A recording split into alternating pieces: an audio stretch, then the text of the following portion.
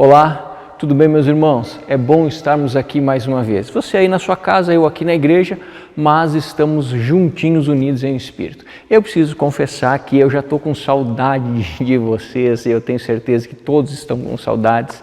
Uma das bênçãos de nós sermos igreja é poder compartilharmos vida com vida, né?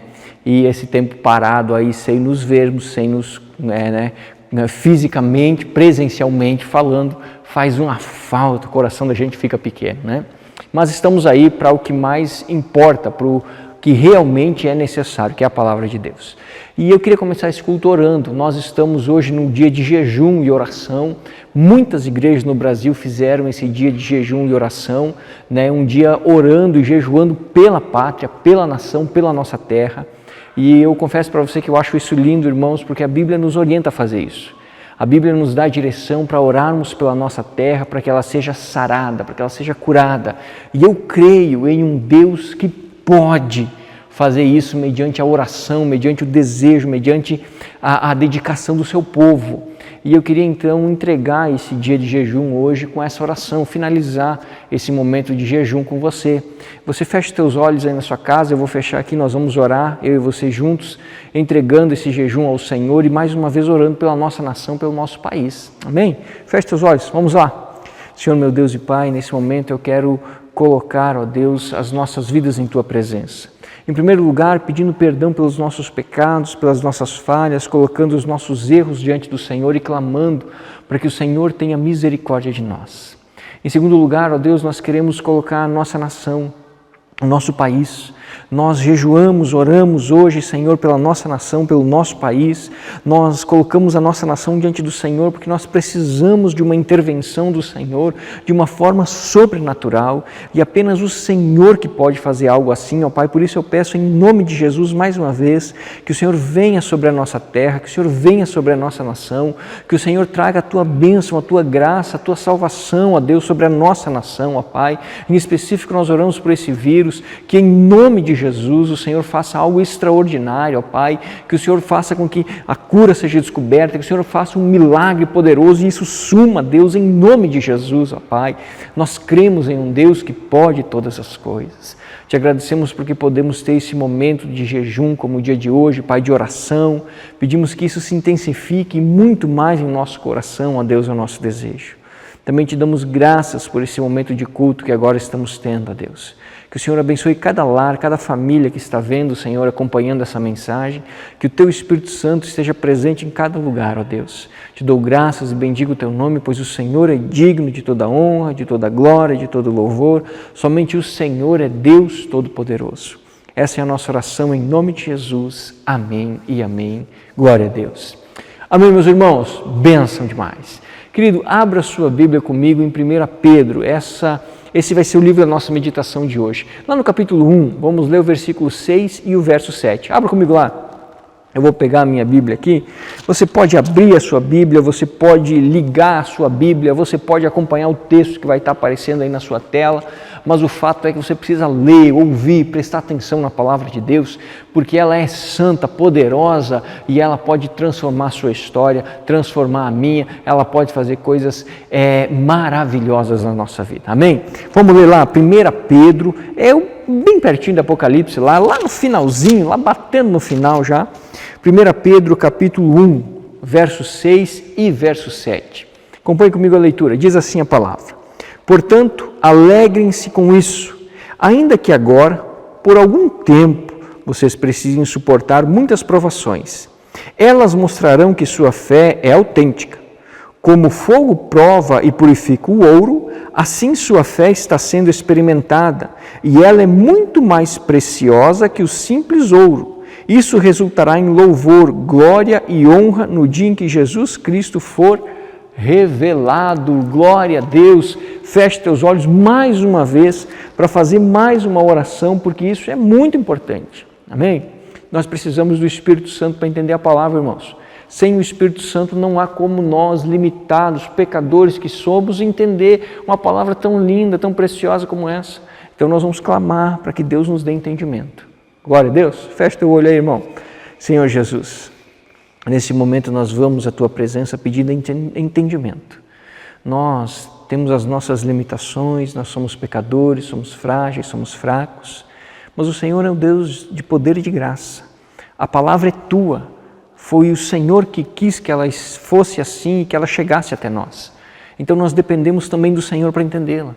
Que o Teu Espírito Santo nos dê discernimento, Pai, abra o nosso coração, tira a preocupação da nossa mente e nos capacite a compreender aquilo que o Senhor tem para nós. Em nome de Jesus, amém e amém. Glória a Deus. Irmãos, eu quero conversar com você hoje a respeito do seguinte tema: uma fé refinada em meio à crise. Por que eu escolhi esse tema? Por causa do texto. Primeira carta de João é uma carta escrita a uma igreja sofredora. João escreve às igrejas da Ásia Menor, a várias igrejas locais. E essas igrejas estavam passando pelo início do que viria a ser uma terrível e grande perseguição, que iria atingir todo o Império Romano. Inclusive, nessa perseguição, no auge dessa perseguição, o próprio Pedro, que foi o autor dessa carta, é morto em Roma por Nero. E Paulo também, os dois grandes expoentes do cristianismo. E essa é uma carta escrita no início dessas perseguições, quando as coisas começam a ficar difíceis, quando a situação começa a ficar complicada. Pedro está escrevendo a uma igreja fugitiva, a uma igreja caçada, a uma igreja que sofre, a uma igreja que perdeu tudo, a uma igreja que está sendo perseguida. Pedro está escrevendo uma carta a irmãos seus, aos meus irmãos em Cristo que estavam vivendo dias de grande angústia, de grande problema e de uma tremenda perseguição. E quando Pedro escreve essa carta, ele tem só um intuito no coração dele: trazer ânimo a esses irmãos para que eles continuem firmes na fé, para que eles não desistam, para que eles sigam firmes, confiantes na esperança, no poder, na graça do Senhor Jesus Cristo. E eu confesso para você que essa é uma carta muito bonita de se ler. É uma carta muito gostosa de você ler, porque você sabe os problemas que a igreja estava passando, e em contrapartida você encontra uma carta que incentiva você a seguir, a continuar tendo fé, a continuar buscando ao Senhor. E é isso que nós precisamos em dias de crise, irmãos. Nos dias de crise nós não precisamos de mais dúvida, de mais agouro, de mais palavras ruins. Não, nós precisamos de ânimo que nos leve a manter a fé em Cristo Jesus. Especificamente no versículos 6 e 7, Pedro traz vários ensinos para mim e para você, sobre períodos de crise relacionados à nossa vida. Mas o principal ensino que eu quero destacar nessa noite é o que Pedro fala no verso 7. Quando ele compara o período de crise, o período de provação, como o refino do ouro. Eu gosto muito de um programa que passa, não sei se passa ainda, passava no Discovery, se não me falha a memória, chamava-se Febre do Ouro.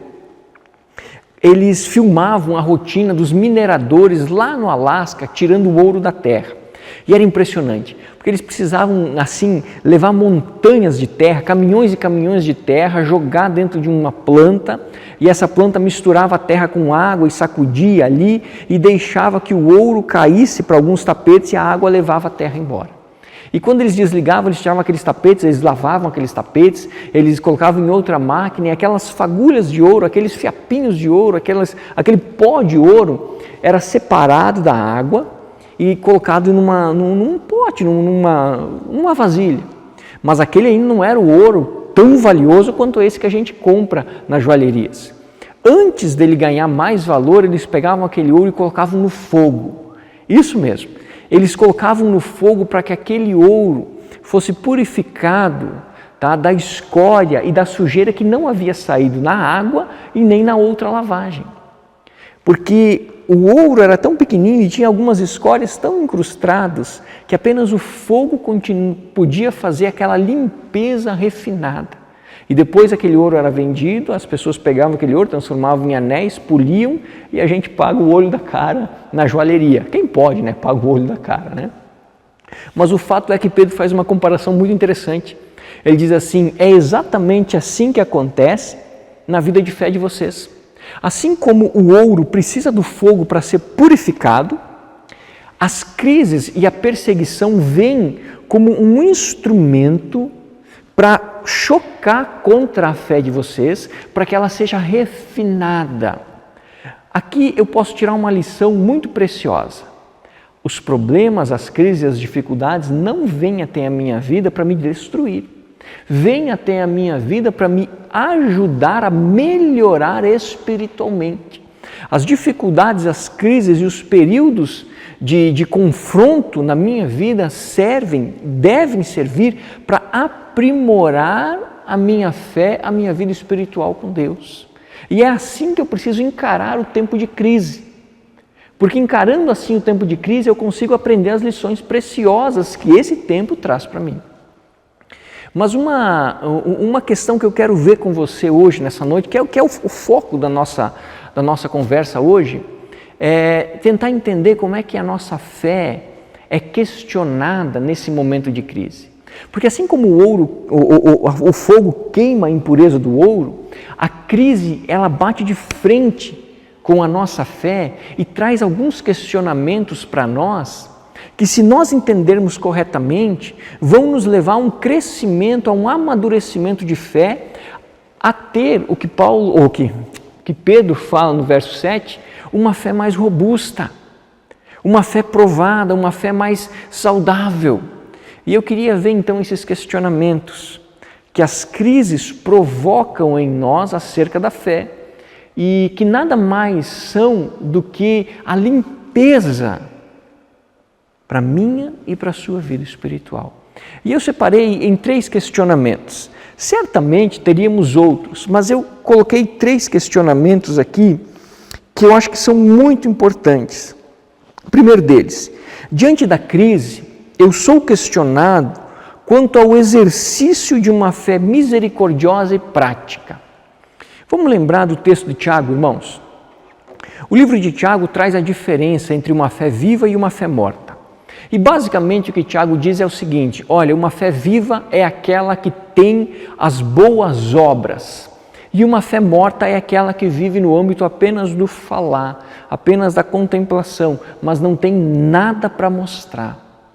E se você é cristão, se você tem Jesus no seu coração, é impossível você discordar de Tiago. Porque a fé em Jesus naturalmente nos leva a sermos braço de auxílio para a vida de outras pessoas. O segundo maior mandamento, Jesus mesmo falou: amarás o teu próximo como a ti mesmo. Nós somos instigados, orientados, incentivados a fazer o bem aos outros. O grande problema está que, na normalidade da vida, eu vou correndo atrás das minhas coisas, para cá e para lá, e fazendo, e eu acabo esquecendo ou fazendo apenas poucas ações que refletem uma fé ativa, misericordiosa e de caridade. Na correria do meu dia a dia, não sobra tempo, às vezes, para exercitar o bem em relação ao meu próximo. E quando as crises vêm, um dos questionamentos que ela bate forte no meu coração, na minha fé, é exatamente esse. As pessoas estão sofrendo. O que é que você vai fazer, cristiano? As pessoas estão passando fome. O que é que você pode fazer, cristiano? As pessoas precisam de dinheiro para pagar os seus aluguéis. O que é que você pode fazer, cristiano? As pessoas precisam pagar os boletos. O que é que você pode fazer, cristiano? A crise questiona a nossa fé prática, no sentido de nos levar a entender o seguinte: eu posso, eu preciso e eu devo auxiliar as pessoas. Num momento como esse que nós estamos vivendo, nós precisamos mais do que nunca termos uma fé prática, uma fé que vai de encontro à necessidade do outro, não apenas no sentido espiritual, mas no emocional e físico também. Então é muito fundamental que eu entenda isso, que nesse período de crise eu serei questionado e desafiado a aplicar uma fé prática ou a me fechar completamente. Porque eu posso fugir desse questionamento. Sim, essa é a parte triste. Eu posso, sendo egoísta, me fechar em mim mesmo e querer apenas ajuda para mim, sem levar em conta os outros. Isso pode acontecer. Só que se isso acontecer, eu não avanço na minha vida de fé, eu vou regredir. Eu não estou crescendo espiritualmente, eu estou regredindo espiritualmente. Então, nesse período de crise, eu vou ser questionado acerca da minha fé, da prática dela, mas também acerca de uma fé misericordiosa. Por que eu estou dizendo isso? Porque a crise mostra para mim e para você uma verdade imutável. Nós somos fracos e a vida é passageira. Um vírus que não conseguimos ver na palma da nossa mão é capaz de matar qualquer um de nós a qualquer momento nesse período de crise. E a grande questão é a seguinte: se eu morrer hoje, as pessoas com quem eu devia ter pedido perdão, como é que fica? Se eu morrer hoje, e se eu já não tiver dado perdão àquela pessoa que me ofendeu, como é que fica? Num momento de crise, eu sou questionado e desafiado a desenvolver uma fé mais misericordiosa. Porque no momento de crise eu entendo que o que realmente importa na vida não são as coisas que eu corro atrás e quero construir, mas é o meu relacionamento com Deus e o meu relacionamento com as pessoas. No momento de crise eu sou questionado e desafiado a exercer uma misericórdia com aqueles que antes eu relutava em fazer. Esse é um questionamento, irmãos, que essa crise toda que está acontecendo vai gerar dentro de mim. Eu preciso agir e eu preciso ser misericordioso. A minha fé precisa ser posta em prática, porque eu preciso crescer. E a crise vai me vai me questionar acerca disso, porque eu vou ver o sofrimento dos outros. E como cristão, como tendo o Espírito Santo em mim, a pergunta vai ser: o que é que você está fazendo, cristiano? O que é que você pode fazer, cristiano? Cristiano, o que é que você está vendo? Como é que você vai agir? O que é que você tem feito de bem, cristiano? Sabe, irmãos, esse é um período onde nós precisamos estar atentos às necessidades ao nosso redor. Muitas vezes as pessoas não falam, elas têm vergonha, às vezes elas acham que não precisam. Muitas vezes o orgulho as impede de pedir ajuda, mas nós precisamos estar atentos e perceber que ao nosso redor existem pessoas que necessitam, existem pessoas que precisam de um braço amigo, às vezes de uma cesta básica, às vezes de um valor financeiro, às vezes de uma boa conversa, às vezes de uma visita, quando possível.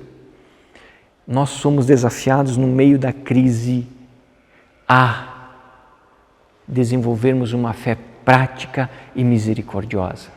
Esse é o primeiro questionamento que vem, é como se fosse a primeira labareda que passa pela minha fé para me purificar. Segundo ponto, segundo questionamento que nós enfrentamos nesse período de crise e que tem como objetivo abrir os nossos olhos para melhorar a nossa vida espiritual. Diante da crise, a nossa fé é questionada em relação às circunstâncias, no tocante à nossa prática cristã. Esse negócio ficou grande demais, não ficou não? Mas eu confesso que eu não consegui achar outra frase. Mas resumindo, vou explicar o que significa isso. Simples. Significa que a circunstância ao meu redor não pode mudar a minha obrigação em cumprir a palavra de Deus. Isso não é tão fácil de escutar, não. E eu confesso para você que não é fácil de dizer e a gente não gosta, não. Mas a verdade, irmãos, é que não importa a circunstância ao nosso redor, nós precisamos, devemos e temos a obrigação de continuar vivendo de acordo com os princípios da palavra de Deus. As circunstâncias não nos dão o direito de flexibilizar a nossa atitude cristã. Eu vou dar um exemplo para a gente lembrar disso com clareza. José do Egito. A Bíblia diz que José havia sido vendido pelos seus irmãos e ele é vendido à casa de Potifar. E quando ele chega na casa de Potifar, Potifar percebe que ele era um menino diferente. A mão de Deus estava sobre a vida de José e tudo que José fazia dava certo. José pegava alguma coisa, funcionava, as coisas davam certo com José. Potifar não era bobo, era um sujeito inteligente. Percebeu aquilo, chamou José e colocou José como líder da sua casa. Assim, José, o negócio é o seguinte, você vai cuidar de todos os escravos, você vai cuidar dos negócios, a única coisa que eu não vou deixar você pôr a mão é na minha mulher, José. O resto, você faz o que você quiser, cara, a casa é sua. E Potifar foi tocar a vida. Mas a Bíblia diz que a mulher de Potifar sentiu atração por José. José era um rapaz novo, bonito, elegante. E disse que a mulher de Potifar se encantou. E ela começou a querer dormir com José, trair o seu marido. E José sempre se desviando aqui, se desviando ali, se desviando lá. Um belo dia José está dentro de casa, não tem nenhum escravo, Potifar não está em casa e a mulher está. De repente ela gruda José na parede e ela diz assim: hoje você vai dormir comigo. E José diz para ela um negócio que me encanta. José diz assim: de jeito nenhum, eu não posso trair o meu Deus, nem o meu senhor Potifar. E ele se desvencilha daquela mulher e foge. Aquela mulher fica com a túnica de José na mão e arma uma cilada para ele. Irmãos, circunstância não flexibiliza posicionamento e princípio bíblico. Qual que era a circunstância? José estava no Egito. Ninguém conhecia José. Ninguém sabia do compromisso de José com Deus. Ninguém sabia dos sonhos de José. Ninguém sabia de nada de José. José era um simples escravo no Egito, aos olhos de todo mundo. A família de José não estava ali. A mulher de Potifar queria dormir com José. Pense comigo agora, José foi escravizado. Ele era escravo naquela casa de Potifar. Talvez muitos poderiam pensar assim: eu vou me vingar desse cara que me fez escravo, eu vou dormir com a mulher dele só para ele saber que eu sou alguém, que ele não pode fazer isso comigo. Mas José não pensa isso. As circunstâncias propiciavam o pecado para que José cometesse. Mas um homem de Deus não precisa de circunstâncias para cumprir a vontade de Deus. Ele é fiel ao Senhor, independente da situação. José foge. Ele não quer saber da mulher de Potifar. Ainda que ninguém fosse ver, ele sabia que Deus estava sabendo de tudo. E por isso José não flexibilizou os seus princípios. Nesse momento de crise que nós estamos vivendo, nós vamos ser questionados e até tentados pelo mundo e pelas pessoas a flexibilizarmos a nossa postura de cristão. O que eu estou querendo dizer com isso? Eu estou querendo dizer que vão surgir oportunidades para que a minha atitude como cristão seja negada. Vou dar um exemplo disso, tá? Eu vi essa semana um rapaz que ele dizia assim: nessa época de quarentena, de crise, as pessoas não deveriam dar o dízimo. Irmãos, vocês me conhecem, vocês sabem que eu sou um pastor que não sou dinheirista, então eu tenho total liberdade para falar sobre isso. Perceba que há um erro nisso aí. Em primeiro lugar, porque a circunstância não tem nada a ver com a minha postura cristã. Eu sou cristão, com muito dinheiro ou com pouco dinheiro. E a minha obrigação diante de Deus continua a mesma, independente da circunstância ao meu redor. É óbvio que nós temos que levar em conta o seguinte: se você não recebe nada, não há nada a se entregar a Deus. É uma lógica. Agora, independente da circunstância, a minha postura como cristão permanece. Vou dar um outro exemplo que talvez seja melhor do que esse que eu dei. Eu me lembrei desse porque eu escutei o sujeito falando essa semana. Outro exemplo. Estou trabalhando e o meu chefe chega para mim e diz assim: olha, eu vou receber algumas ligações e eu quero que você diga que eu não estou. E eu como cristão digo assim: não, eu não posso mentir, eu não vou mentir. E aí o meu chefe diz assim: bom, você sabe que está todo mundo procurando emprego e é uma época difícil de achar emprego, né? Se você não fizer isso, eu vou te demitir. Circunstâncias não interferem na minha postura como cristão. Como é que eu preciso agir? Então o Senhor me demita, mas eu não vou mentir. Parece exagero, irmãos, mas não é exagero. Sabe por que não é exagero? Porque a minha fidelidade a Deus, ela precisa ser demonstrada em todas as circunstâncias e aspectos, em todas. Eu não posso escolher o momento em que eu vou ser fiel e cumprir a palavra de Deus e o momento onde eu não vou ser fiel e não vou cumprir a palavra de Deus. Não pode ser assim. A Bíblia diz que eu devo ser santo constantemente e buscar a santidade. Mas eu serei desafiado nesse período de crise com oportunidades de desviar a minha postura cristã. E eu me questionarei internamente se isso não deve ser feito, porque afinal de contas o período é muito difícil, a situação que a gente está vivendo é muito complicada. Irmãos, quero dizer um negócio para você: não negocie os seus princípios, não negocie a palavra de Deus, não deixe de viver de acordo com o princípio e o mandamento de Deus, porque a situação está difícil. Deus é o Senhor do milagre, Ele vai te abençoar, Ele vai honrar a sua vida. Lembra de José? José fugiu da mulher e a situação de José ficou como? Pior ainda, porque a Bíblia diz que José foi parar na cadeia. José ficou na cadeia. Só que a gente tem que lembrar o final da história, irmãos. Um dia o faraó sonhou e José saiu da cadeia no mesmo dia para se tornar o governador do Egito, o maior império que existia na sua época. Quero que você preste muita atenção na frase que eu vou dizer para você agora. Quando nós honramos a Deus em todo o tempo, independente da circunstância, chegará o momento em que Deus honrará a nossa vida. Foi assim com José. José honrou a Deus diante da mulher de Potifar e foi para a cadeia. Mas chegou o tempo em que Deus honrou José, tirou ele da cadeia e o colocou como governador sobre a terra do Egito. Irmãos, eu costumo dizer um negócio que eu penso que seja só eu que digo, mas eu creio que é verdade.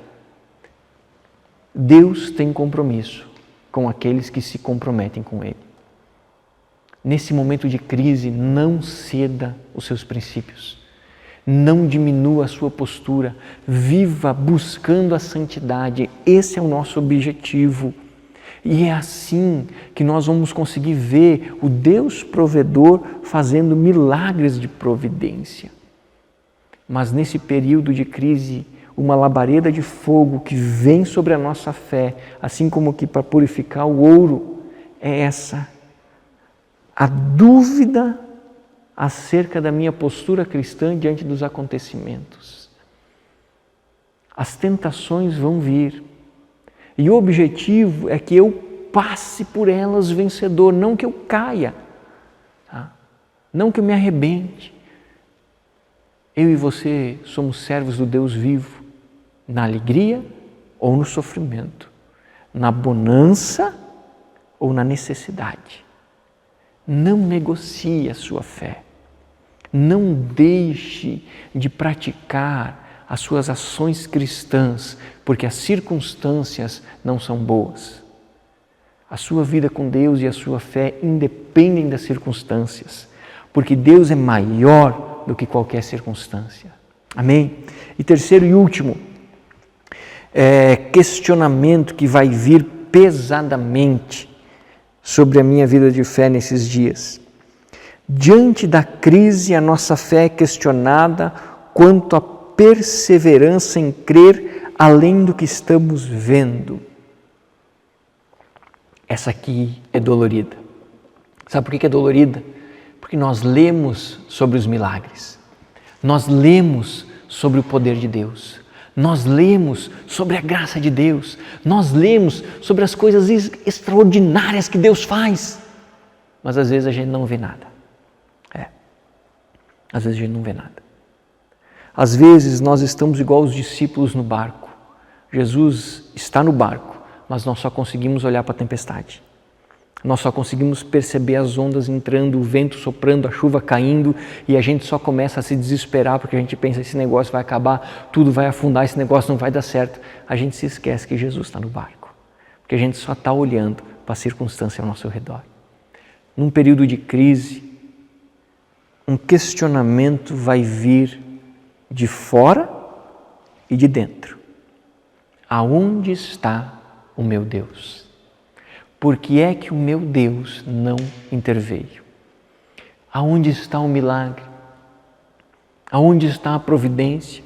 Por que a minha geladeira está vazia? Por que o meu ente querido pegou o vírus? Por que o meu ente querido faleceu? Aonde está o Senhor? Muitos de nós vamos nos questionar acerca disso.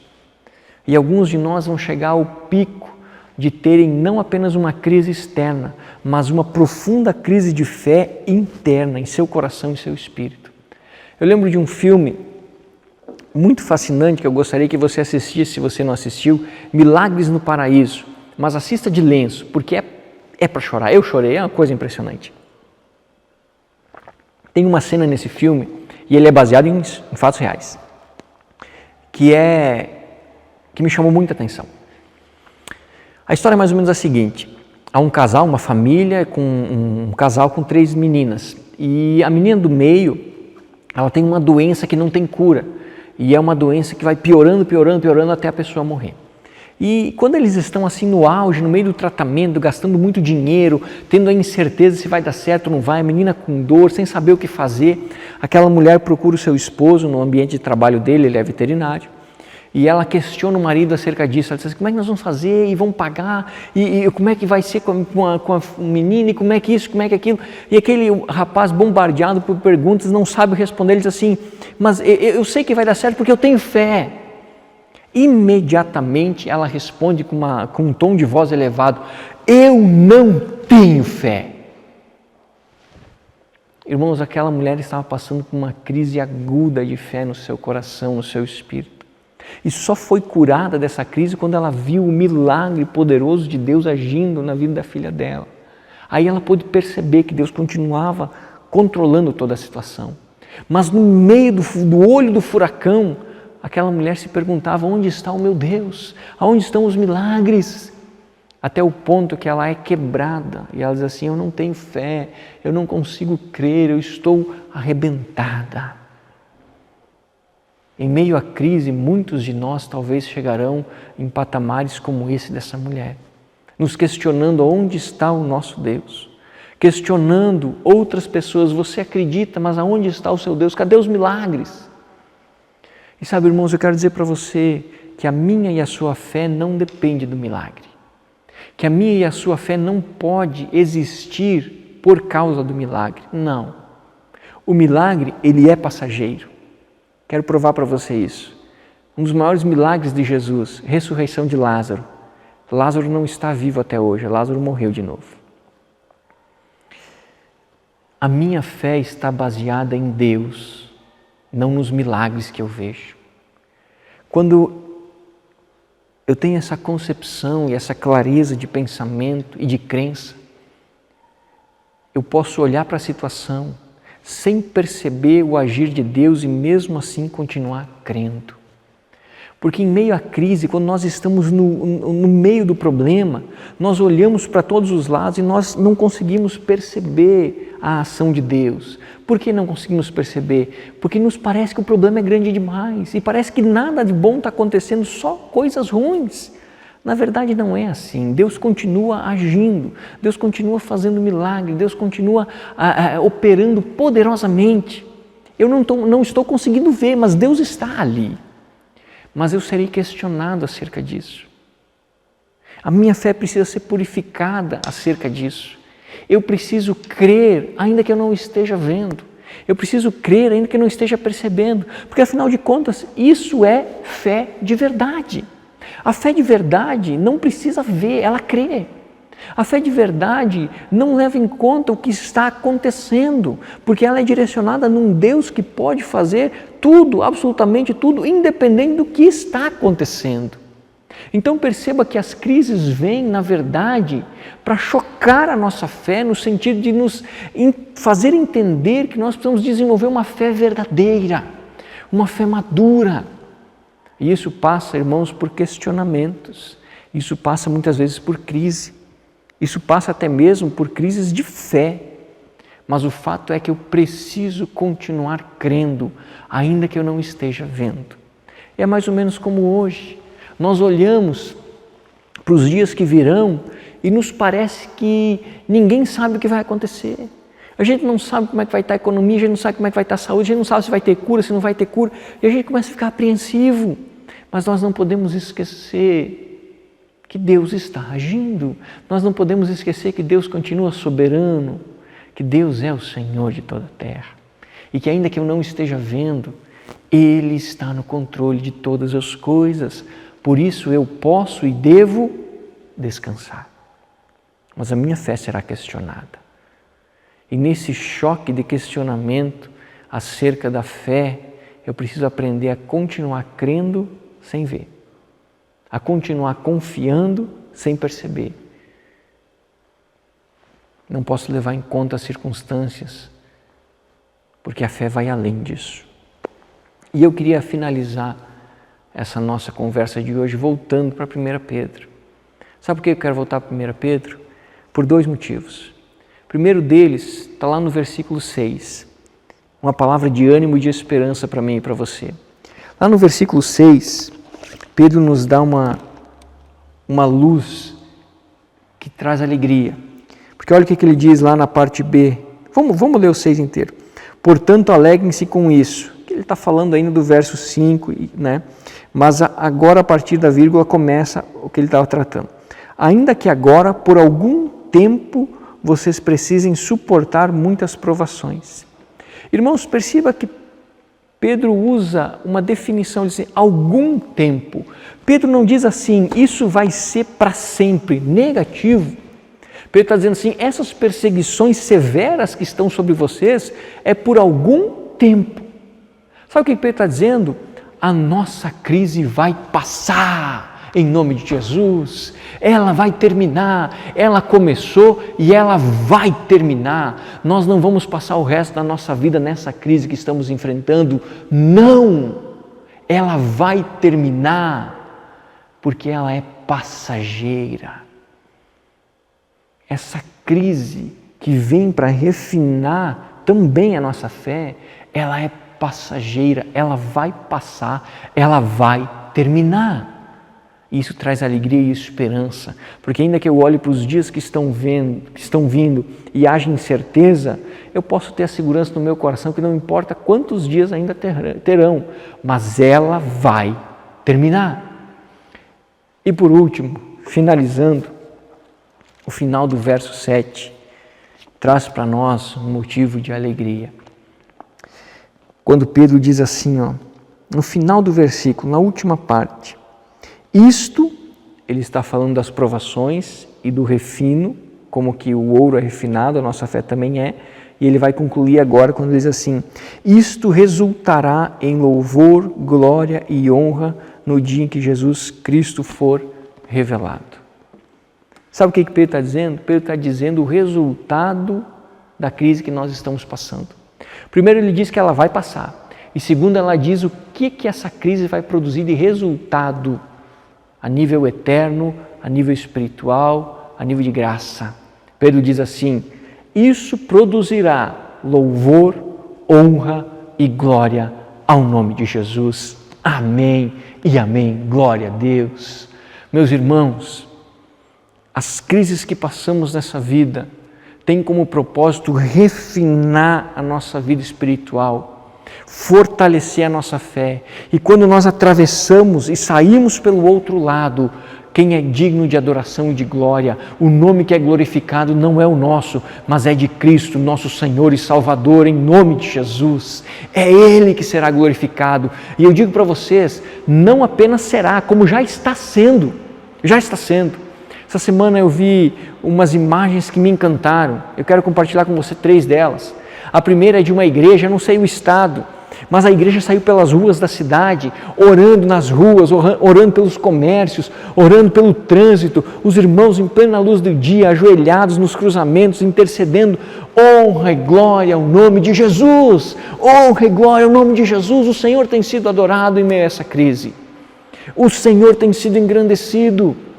Uma outra cena que me marcou foi no começo dessa quarentena, e eu me lembrei essa semana de novo, quando lá em Curitiba o pastor Michel, impedido de fazer cultos, a igreja em quarentena, apenas culto online, ele colocou algumas caixas de som em cima de um carro, pegou 2 colegas da igreja e saíram pelas ruas de Curitiba, e eles paravam nas avenidas de Curitiba, onde tem aqueles prédios, e eles estacionavam e desciam com um violão ligado nas caixas de som e cantavam e adoravam e falavam do nome de Jesus.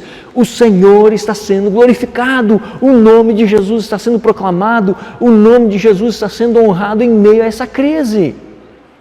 E finalmente foi um vídeo que eu assisti em que a pessoa relatava tá? Como algumas pessoas, ao ouvirem os cristãos cantando nas janelas dos prédios, quão grande é o Senhor, essas pessoas se converteram. E teve o relato de uma moça que foi muito interessante, que ela, ao ouvir os seus vizinhos cantando, ela era desviada dos caminhos do Senhor, e naquele dia, quando ela ouviu os vizinhos cantando à noite nas sacadas, ela tomou uma decisão de voltar aos caminhos de Jesus. Meu irmão, em meio a essa crise, o nome do Senhor está sendo glorificado. Sabe por quê? Porque não há nada, nem ninguém que possa desabonar ou que possa desqualificar o nome que está sobre todo nome, o nome de Jesus. E essa crise que está vindo e que nós estamos enfrentando de peito aberto, porque cremos em um Deus poderoso, ela vem para que o nome de Jesus seja ainda mais honrado. E sabe como que isso acontece?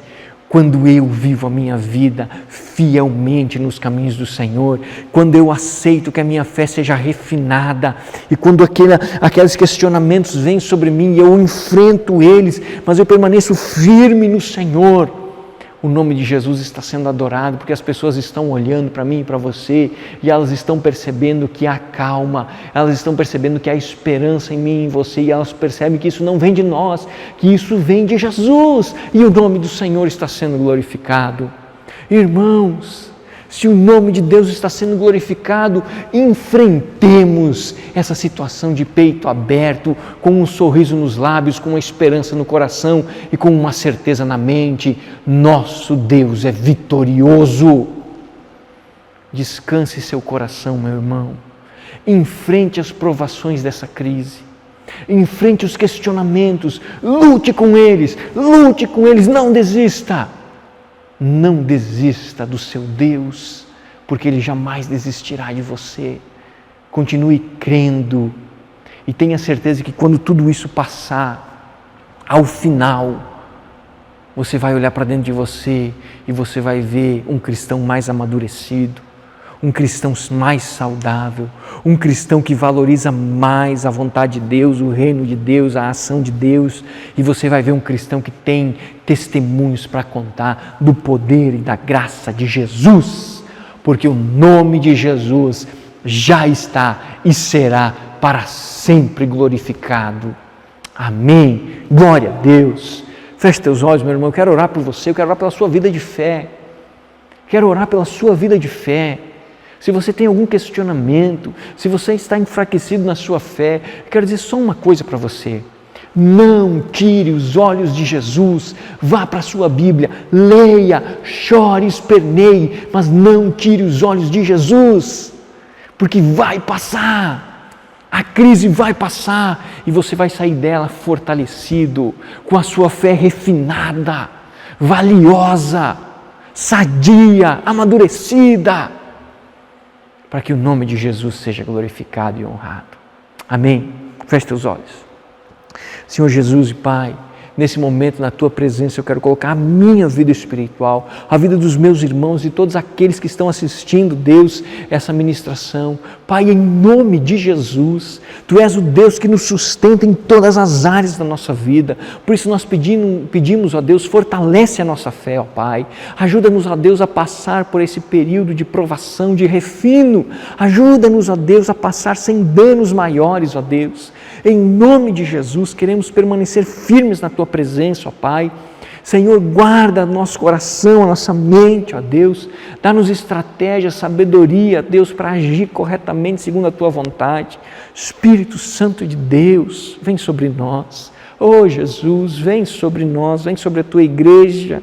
Opera poderosamente sobre aqueles que amam a Ti, que servem a Ti, Jesus.